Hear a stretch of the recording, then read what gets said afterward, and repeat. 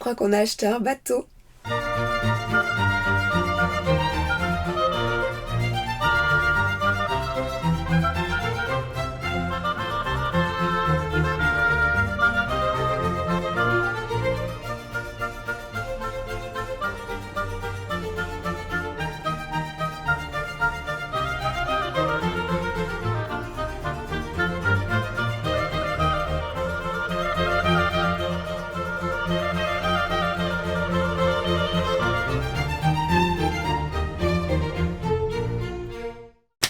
Bienvenue à bord d'Astabuan, laissez-moi vous raconter comment on est arrivé là. Nous démarrons notre histoire en l'an de grâce 2018, lorsqu'Igor et moi nous rencontrons. À ce moment-là, on débute une relation à distance, mais on se sent déjà très liés par nos aspirations, notre attachement à la mer, à l'océan et nos envies d'aventure. Alors quand on se retrouve le week-end ou en vacances, on adore flâner dans les ports et admirer les bateaux. Et on se prend même parfois, voire souvent, à rêver qu'un jour, on pourra naviguer ensemble sur notre propre voilier. D'ailleurs, dès 2018, j'envoyais déjà des vidéos à Igor de bateaux, sans savoir à ce moment-là que ces fameux voiliers coûtaient plusieurs centaines de milliers d'euros. Mais bon, a girl can dream. Septembre 2023.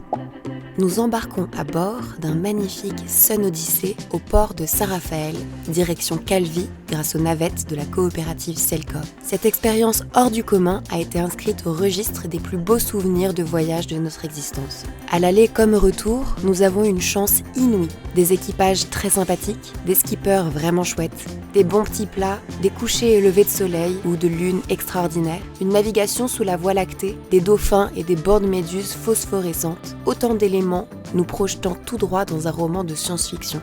Tout ça sans compter le bruit si apaisant du voilier qui s'élance sur l'eau, propulsé par la seule force du vent. Ce voyage était tout bonnement exceptionnel et il a alimenté plus que tout notre désir de prendre le large. Septembre 2024.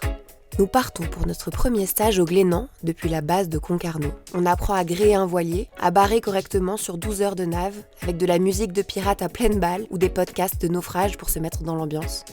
On apprend aussi à s'habituer à la gîte, au roulis du bateau, mais aussi à naviguer de nuit, coucher de soleil, ciel étoilé et dauphin en prime. Tout ça en apprenant également les principes de la vie à bord, avec les longues discussions, les débats, les soirées au bar du port, mais aussi la promiscuité, la fatigue, et ces petits moments qui nous mettent face à nos fragilités. Équipage extra, mono extra, navigation extra. C'est exactement ce que l'on est venu rechercher. Donc la première étape est validée. On aime vraiment la voile et on n'a envie que d'une seule chose, y retourner. Mars 2025. On remet ça avec un nouveau stage depuis la base de Paimpol cette fois-ci. La méthode Glénan nous convainc et l'objectif est clair.